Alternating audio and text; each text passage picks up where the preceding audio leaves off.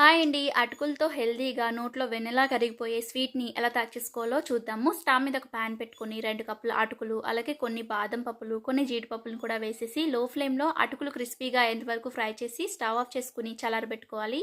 చల్లారిపోయిన తర్వాత ఒక మిక్సీ జార్‌లోనికి వేసుకొని ఫైన్ పౌడర్ లాగా గ్రైండ్ చేసుకోవాలి. ఇప్పుడు ఇందులోనికి ఒక కప్పు వరకు తురుముకున్న బెల్లాన్ని కానీ లేదంటే పంచదారని కానీ వేసేసి ఒకసారి మిక్సీ పట్టేసి ప్లేట్‌లోనికి ట్రాన్స్‌ఫర్ చేసుకోవాలి.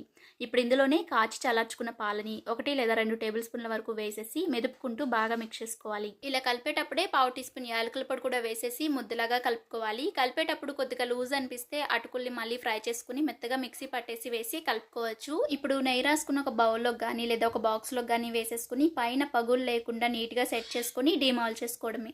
చూసారు కదా ఎంత సింపుల్గా రెడీ అయిపోయిందో. ఇంకా పీసెస్ కట్ చేసుకుని పైన జీడిపప్పుతో కానీ బాదం పప్పుతో కానీ గార్నిష్ చేసుకుంటే అటుకులతో హెల్తీగా టేస్టీగా స్వీట్ రెసిపీ రెడీ అయిపోతుంది.